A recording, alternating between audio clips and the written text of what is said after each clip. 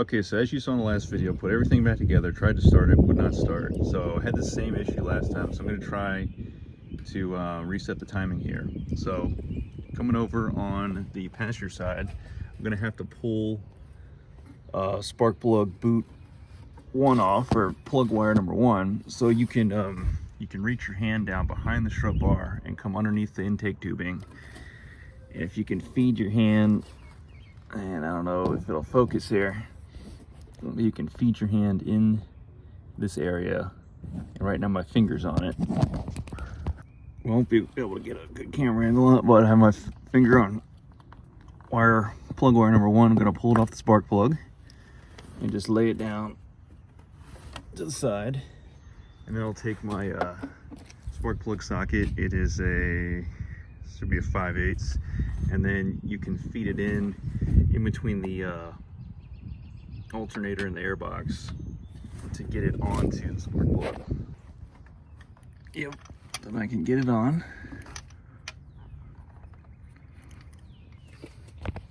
Actually, I get my hand right in here like this. Yes, I got the socket seated on over the spark plug. 3/8 drive, so I have a 6-inch extension. That may be a little much for this area. Let me go grab the 3-inch. Got the 3-inch socket on the spark plug socket. Then I'll come with the ratchet. Make sure you set it up for lefty-loosey, then feed it in.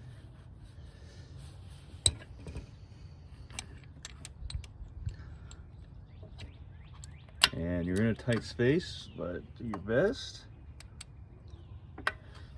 Let's see if you can break it loose. All right, so I got the brake loose. We're gonna take the spark plug out.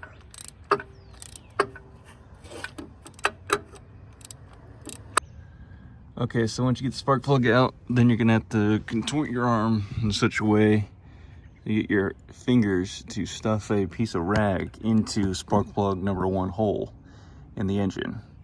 And again, the camera, they can't focus down there, but do your best, stuff the rag in there, cover up the hole, and then come to the front of the engine. You'll take I have a 15/16 socket with a 3-inch extension and a 1/2-inch ratchet. What I'm gonna do is with my left hand come right underneath this line here, which goes from here and across, come under, and then you can feed the 15/16 socket onto the crank bolt. Crank bolt is inset inside the middle of the pulley, so you have to by feel get it started. Good. Then you can take your 1/2-inch ratchet. You're gonna feed it down there. You're gonna want to get it started. Always go righty-tighty when turning the motor by hand. Okay, so we have that set up. So next what you're gonna want to do is we're gonna be cranking the motor until cylinder number 1 reaches top dead center, and that rag should go ahead and shoot out of there. So let's start cranking the motor over. Again, this is the best shot I can give you, so do with that what you will.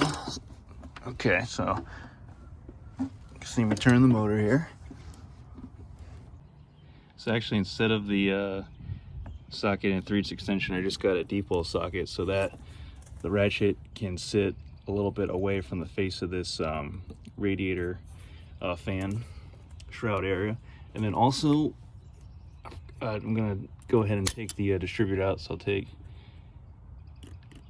these clips apart, I'll disconnect it here, and I'll lift up this whole thing, and we're just gonna want to get this out of the way for now. And then we will also take a 1/2-inch wrench and loosen up our hold down distributor bolt right there. And we're going to take the distributor out because we'll re-stab it once we finish the rest of our process.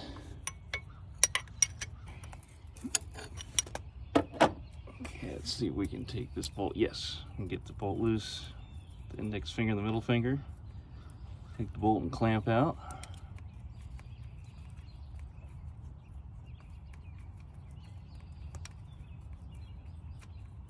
Take those two out, set those to the side. And then, oh, we'll also need to disconnect our sensor here, which will be just to hold down this tab and pull the receiver out. Okay. So you got that disconnected there. I'll lift this guy up.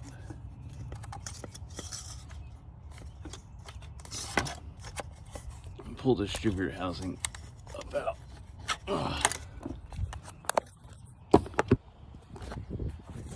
Since I can't get this up high enough to get the distributor out, I already marked my wires. So 1, 3, 7, 2, 6, 5, 4, and 8. And then we can reconnect them later. Okay, with that all out of the way, the sensor disconnected, I'll take this bad boy back out. I think when I put it in, something got slightly out of whack, so we'll go ahead and try this whole process again. So actually, let me just put it over here for now. Okay, and we shall keep cranking the motor by hand, waiting for our little rag to shoot out.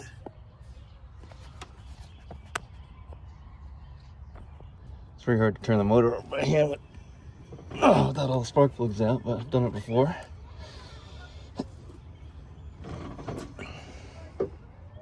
Okay, so I finally got it. So yeah, it's very hard to turn this over with only one spark plug removed, but I feed my left hand in through this area, and I am able to get my finger, I don't know if you can see that, my finger right over spark plug number 1 hole. And as I'm cranking the motor over, I'll feel a burst of air come out from the number 1 spark plug hole. That's how I know that I'm at top dead center there. Now if I come under here and look on the crank pulley, or right behind the crank pulley, I should say right here, I need to get not this circular tab, but the other tab right above it. It says time on it, and I need to get top dead center or 0 up to the time mark, because BTC is before top dead center and then ATC is after top dead center. These are my 2 marks I made last time. When I set up the timing light, I'm aiming for 10 degrees of timing after I get the car up and running and get the timing light on it. Hope this works. You know, I went to bed thinking about this and I forgot. It's like having a dream and you forget to write it down when you wake up because you want to tell somebody. I thought I had everything good to go. I forgot to plug this one connector in. That's why I haven't been able to fire up the car. All right, basically disregard all. I mean, I'll keep going with all this because I'm almost there, but what a,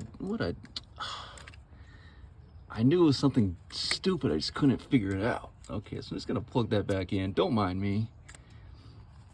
Like, big picture stuff, I can get this whole job done. And then little dumb stuff like this that I forget. What are you gonna do? Let me get this connector back in. Let me get the car back together. This thing will fire right up. Okay, so I got my, and again, I don't know if I can get you down in here, but I have my mark, my 10 degrees before top dead center set right at the timing mark. Oh, so close. Right there. Okay, so the timing mark is real rusty and faded, that metal tab sticking up above the crank pulley. But my 2 Sharpie marks, I got 10 degrees set up right there. And I'm gonna put my spark plug back in, plug up all my wires, and for the distributor, you're going to want your pickup facing towards where spark plug 1 will connect to on the distributor cap. But because the gear will cause the whole thing to rotate in, or the whole thing will rotate in clockwise. You want to start counterclockwise from that.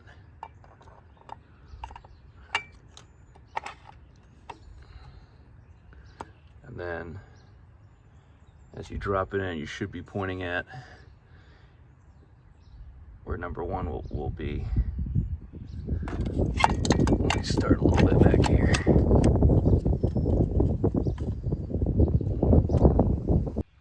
Okay, after a couple tries, got the distributor stabbed in just like that. And we have this pointing towards where the number one will be when we put the cap back on. So let's get everything back together and start it up.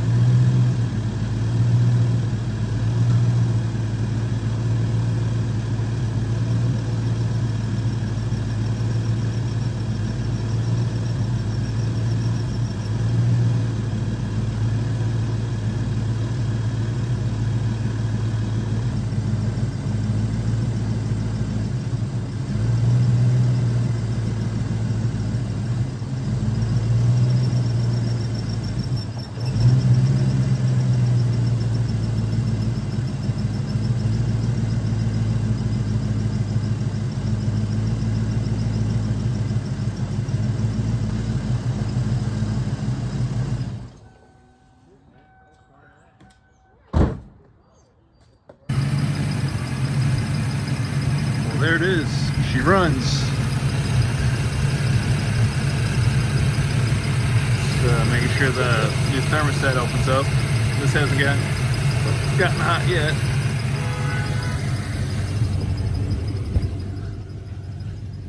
I'll come inside. The gauge has just come off the full cold. Keeping on here, but she runs again. 133,961. Okay, so as you saw earlier in the video, you saw me using the timing light while the car was running. Now I'm going to bring you up close with the timing light. So this is a xenon timing light by Syntec. I got this from Harbor Freight. You can pick one up yourself.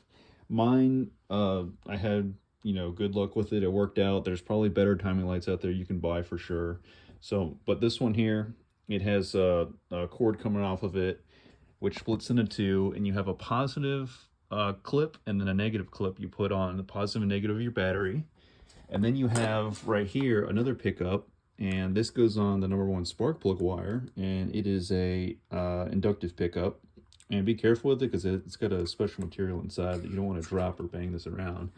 But you go to your number one wire, and as you can see, I have all my wires marked when I took them all apart, and you simply are gonna pull this piece back to reveal the slot and then put it right around your number one spark plug wire and then close it back around just like that. You just let it sit like that, and you just want to have your cord kind of out of the way. Now this upper radiator hose will get hot, but you're only going to be doing this for a few minutes, let's say. The main thing is you just want your timing light to be away from the serpentine belt while the car's running. Now, as I had the car running, with everything, the timing light gets its power from the battery. And what you do is when you pull the trigger, it fires like a little you know, light at the pulley, the crank pulley. And as I showed you earlier with my timing marks, I had to take a yellow piece of chalk or tire chalk, and you just mark on the rusted pulley where the timing marks are. That way you can see them better. And I put my 2 Sharpie marks you also saw around 10 degrees before top dead center. So when the car's running and you pull the trigger, it'll flash light down at your marks on the pulley, and you can see those 2 black Sharpie marks that you make around 10 degrees before top dead center. You'll actually see them, you know, as the engine's running, as that pulley's rotating, and you'll see them kind of in a stationary spot. They're kind of flashing, and you'll be able to see it. And then you leave your distributor loose, not super loose, but you just leave that half-inch bolt head slightly loose, a little snug, so that way you can actually twist the whole distributor while the car's running, and you can actually hear the car, you know, the engine getting more retarded or advanced, and, you know, it running a little bit worse or a little bit better. So once I got everything set up early in the video, and then get to the point where I use my timing light, I can use my timing light to just check that my 2 Sharpie marks are right on the time mark on the crank pulley, which I showed you earlier. So I'm not going to go back and zoom in there because it's a little bit far down there, but you can kind of see just in front of the groove part of the belt there. And then just fine-tuning it by hand, and then you get it to a spot where you want it. And again, don't go too far. You can see my number 1 mark is still in between the this bolt here and then this bolt here on the upper intake manifold. That's kind of about where you're going to want to end up with the number 1 mark, pointing generally more towards this bolt than that bolt. But on your 5.0, you'll just when you tweak it, you'll get it just right, and then you'll be good to go. And then once you do that, get it just right, and then carefully lift your hand off. And the first you want to do is go back in the car, turn it off. That way the engine's not running, there's no more vibration to move the distributor around. And then tighten up your bolt very carefully, making sure this doesn't shift on you. And then you're good to go. Your timing has been reset. And I'm just going, this car is, you know, it's stock. There's nothing modded really in any way to warrants any more advancement of the timing. So you can, if you have, you know, other kind of free-flowing mods, then you're going to want to maybe bump your timing up, and then run some premium gas as well. So I'm just going to keep it at 10 degrees, and that's fine. And so that's that for this video. My next video is, you probably heard when the car was running earlier, when it was outside, that there was a like a chattering sound, and I believe that is either I need to adjust my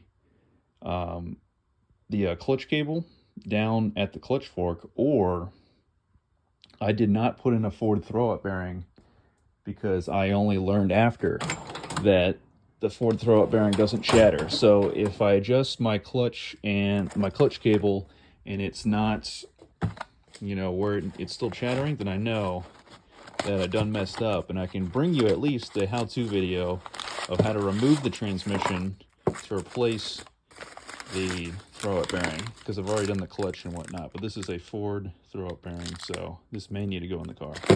Thanks for watching.